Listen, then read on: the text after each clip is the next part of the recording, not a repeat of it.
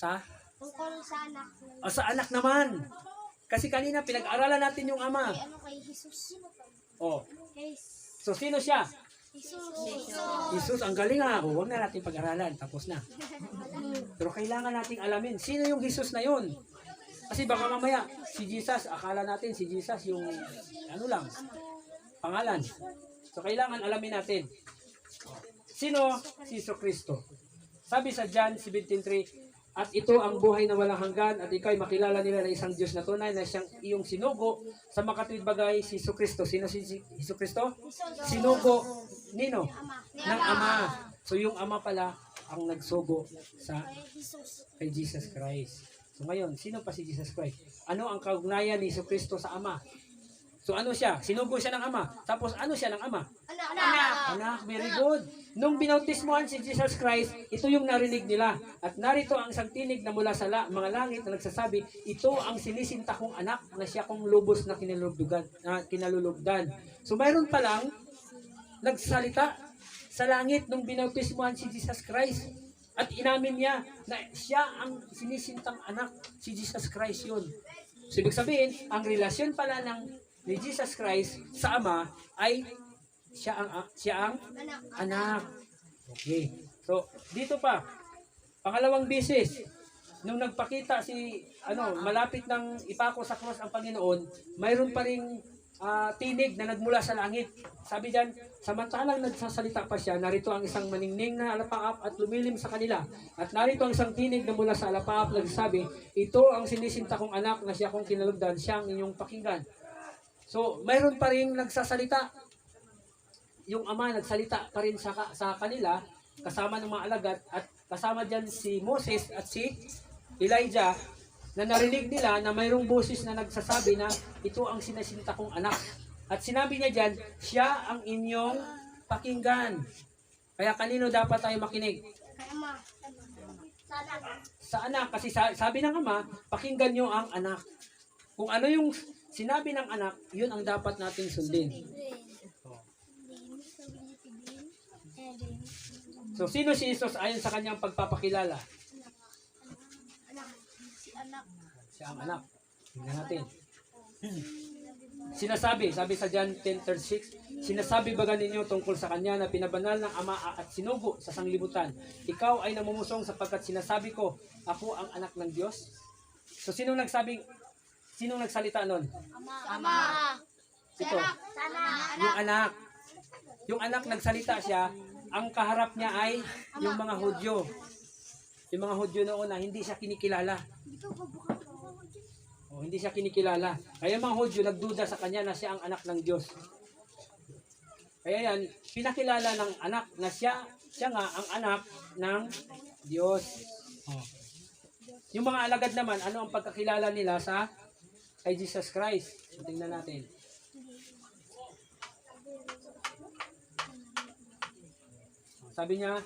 Sabi sa Matthew 16, verse 16, at sumagot si Simon Pedro at sinabi, ikaw ang Kristo, ang anak ng Diyos na buhay.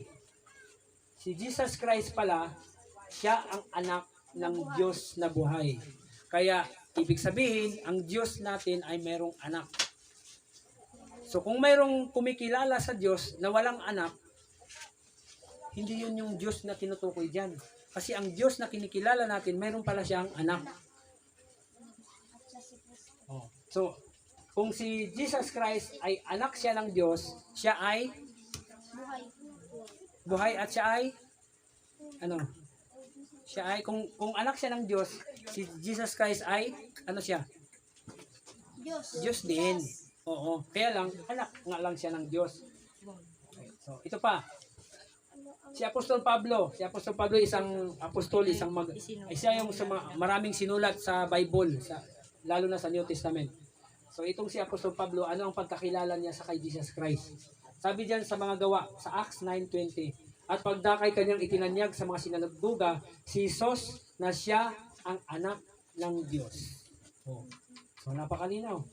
Si Jesus Christ ay anak ng Diyos. So, paano pinag-alinlangan naman ng Diablo si Jesus Christ? Alam nyo ba na si Jesus Christ at saka si Diablo ay nagkita na yan sa langit? Pero nung dito sila sa lupa, Alam niya na si Jesus Christ, anak ng Diyos, pero anong ginawa niya? Pinag-alinlangan niya, pinagduda niya. Tinukso na kasi na panahon na yan eh. Oh. Anong sabi niya? Kung ikaw ang anak ng Diyos, ipag-utos mo na ang batong ito ay maging tinapay. Tinukso siya. Pwede namang gamitin ng Panginoon yung kapangyarihan niya. Kaya lang, kung ginamit niya yung kapangyarihan niya ngayon, pati tayo, walang kaligtasan. Kasi bakit? Hindi natin kaya ang mga tukso ni Satan kasi gumamit ang Panginoon ng kapangyarihan. Pero dahil hindi siya gumamit, kaya lang dito pinakita na si Satan, pinag-alinlangan niya si Jesus Christ na anak ng Diyos. Ano pa? Paano si Kristo naging anak ng Diyos? So paano nga naman? Tingnan natin. Sapagkat gayon na lamang ang pagsinta ng Diyos sa sanlibutan ay binigay niya ang kanyang bugtong na anak upang sino man sa kanya sumampalataya ay huwag mapahamak kundi magkaroon ng buhay na walang hanggan. Bugtong na anak. Kung bugtong na anak, ibig sabihin nanggaling yun sa katawan. Hindi sabi na adopted lang. Kasi pag adopted, pwede kang mag-adopt. Papirmahin ka lang ng ano. So anak ko na yan. Pero siya, pag sinabing bugtong na anak, nanggaling sa kanyang sarili. So saan ba siya nanggaling?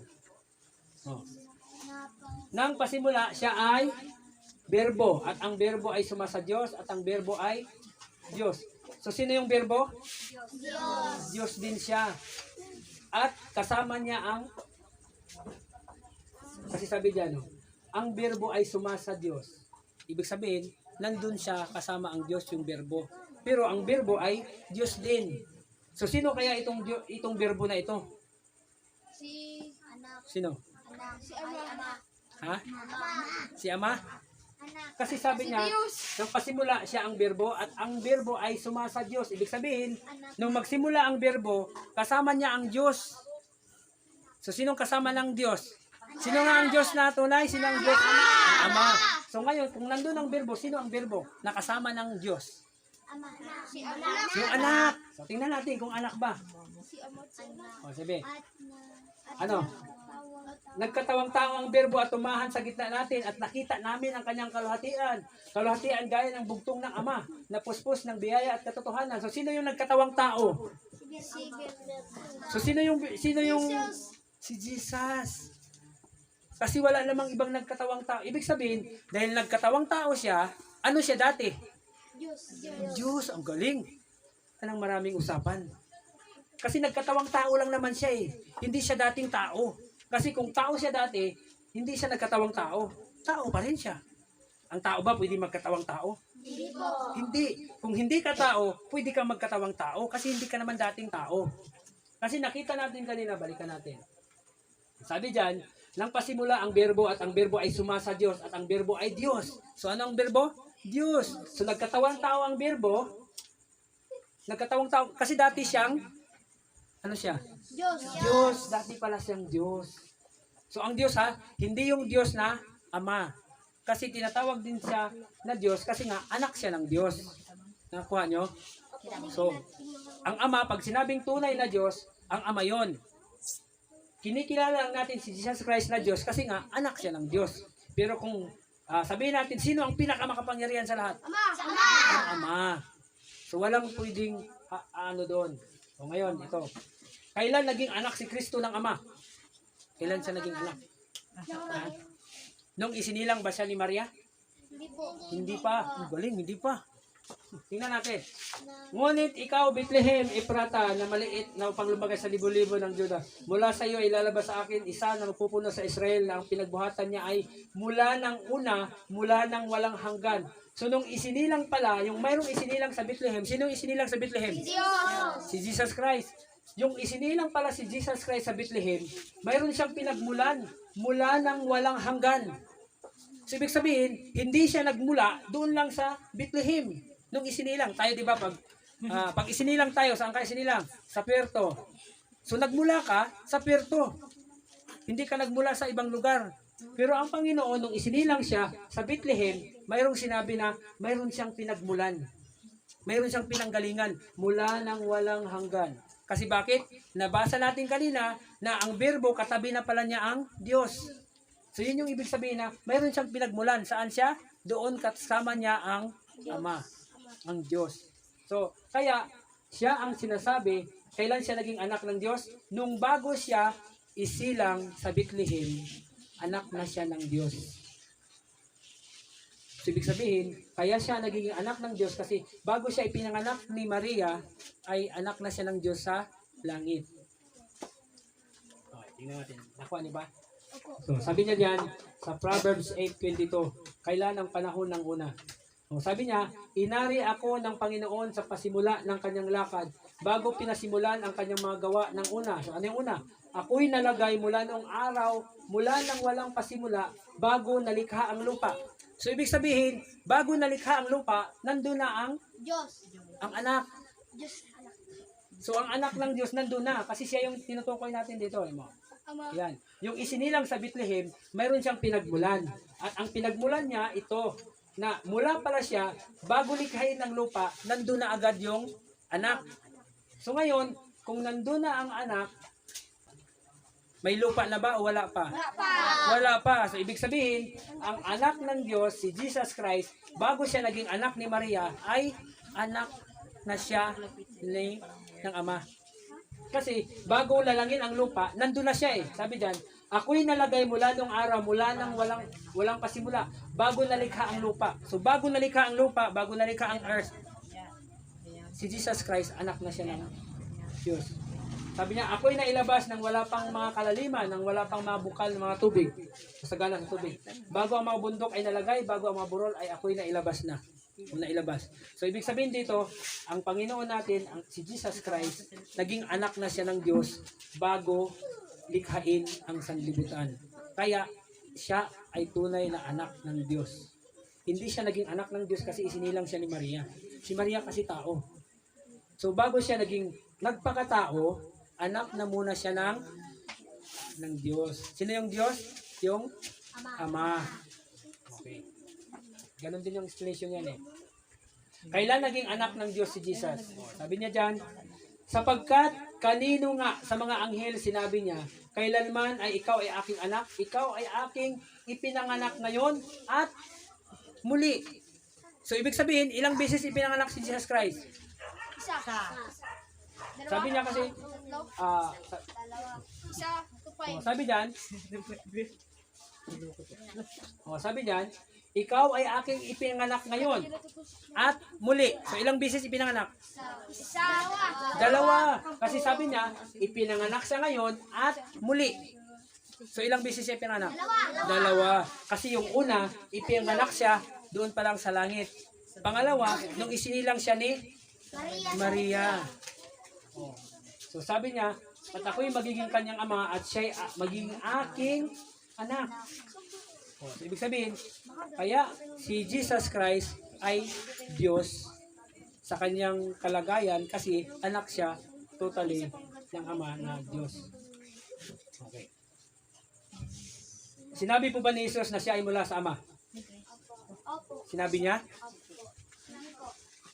Sabi nagbalik talaga. O, alamin natin, sinabi ba niya? Sabi niya sa John 8:42, sinabi sa kanila ni Jesus, kung ang Diyos ang inyong Ama ay inyong ibigin ako sapagkat ako'y nagmula at nanggaling sa Oh, sinabi niya nga pala. Sinabi ni Jesus Christ. Ang sabi ng Ama sa kanya, siya ang inyong pakinggan, di ba? Ang sabi niya sa anak. So ito yung sinabi ng anak, ako'y nagmula at nanggaling sa Diyos. Sapagkat hindi ako naparito sa aking sarili, kundi sinugo niya ako. So yan ang sinabi ng anak. Okay. Sabi niya, sapagkat ang Ama rin ang umibig sa inyo, sapagkat ako'y inyong inibig at kayo'y nagsisampalataya na ako'y nagbuhat sa Ama. Pag atin palang inibig ang anak, ano ang Ama ay iibigin din tayo. So yun po ang sinabi niya. Kung si Kristo ay mula sa Ama, ano ang kanyang namana? Yan. Kaluwalhatian, tunay na larawan ng kanyang pagka-Diyos. So yung pagka-Diyos, namana niya yun. Kaya si Jesus Christ, siya ay Diyos din. Kasi anak siya ng Diyos. At ano pang namana niya? At naging lalong mabuti kaysa mga anghel, palibasa ay nagmana ng lalong marilag na pangalan kaysa kanila. So, mayroon siyang pangalan. Ito. Sabi niya, sapagkat kung paano ang ama ay may buhay sa kanyang sarili, ay gayon din ang namang pinagkalooban niya ang anak na magkaroon ng buhay sa kanyang sarili. Kaya niyang magbuhay ng patay. Kasi binigyan siya ng kapangyarihan ng ama na pwede siyang magbuhay. Oh, tingin nyo. Sapagkat sa kanya ay nananahan ang buong kapuspusan ng pagka-Diyos sa kahayagan ayon sa laman, sapagkat minagaling ng ama na ang buong kapuspusan ay manahan sa kanya. So mayroon kasing kadyusan o kabanalan na tinataglay ang anak. Kaya kaya niyang sabi nga doon, kaya niyang binigyan siya ng kapangyarihan ng ama na pwede siyang magbuhay ng mga namamatay o ng patay. Ayan. Ano ang katungkulan ni Kristo sa langit? Sabi niya, na siya'y bagaman nasa anyong Diyos ay hindi niya inahan isang bagay na narapat ng pagkapantay niya sa Diyos. Paano siya naging pantay? Kasi bilang sa Diyos, bilang siya ay Diyos, nagiging pantay sila. Pero sa kapangyarihan, mas higit na makapangyarihan ang Ama. Matawag ba natin yung anak na Diyos din siya? Opo. Bakit? Yan. Ang sabi niyan, ngunit tungkol sa anak ay sinasabi. So mayroon palang sinabi sa anak. Anong sinabi sa anak? Ang iyong luklukan o Diyos. So ibig sabihin, ang anak tinawag din na Diyos. Kaya pag mayroong magtanong, ilan ang Diyos? Isa. Sino yung isa? Yung Ama. Paano si Jesus Christ? Ano siya? Tao o Diyos? Diyos. Diyos din. Kasi bakit? Sinabi sa kanya na ang iyong luklukan o Diyos, ang anak sinabihan na Diyos din pala siya. Pero bakit siya Diyos? Kasi siya ay anak ng Diyos. Pero sino ang higit na dakila? Ama. Ang Ama. So yun ang sinabi doon. Okay. Yan natin. Ama. Parangalan po ba natin si Kristo na mababa kaysa Ama? Sabi diyan, upang papurihan ng lahat ang anak, na gaya rin ng kanilang pagpupuri sa Ama. Kung ang hindi nagpapapuri sa anak ay hindi nagpapapuri sa Ama na sa kanya ay nagsugo. So kailangan pala, pag pumuri tayo sa Ama, pupurihin din natin yung anak. Pag pumuri tayo sa anak, pinupuri din natin yung Ama. Kaya kailangan, pag kinilala natin ang Ama na siyang Diyos, kilalanin din natin ang kanyang anak, na siyang anak niya si Jesus Christ. So yan. Mahalaga ba na manampalataya kay Kristo bilang anak ng Diyos? Opo. O yan, sabi niya, ang sino mang nagpahayag na si Jesus ay anak ng Diyos, ang Diyos ay nananahan sa kanya at siya ay sa Diyos. So pag sinabi pala natin, si Jesus ay anak ng Diyos, so yung Ama pala nananahan sa atin kasi kinikilala natin yung kanyang anak. Di ba? So yun yung ibig sabihin niya, na pag kinilala natin si Jesus na anak siya ng Diyos, ay nananahan sa atin ang Diyos. Sino ang daan tungo sa Ama? Anak. Yung anak, very good. Sabi diyan, sinasabi sa kanya ni Jesus, ako ang daan, ang katotohanan at ang buhay, sino man ay di makaparoon sa Ama kundi sa pamagitan ko. So kailangan dadaan muna tayo sa Ama, sa anak, bago makarating sa Ama. Kasi walang ibang nakakilala sa Ama kundi yung Anak. anak.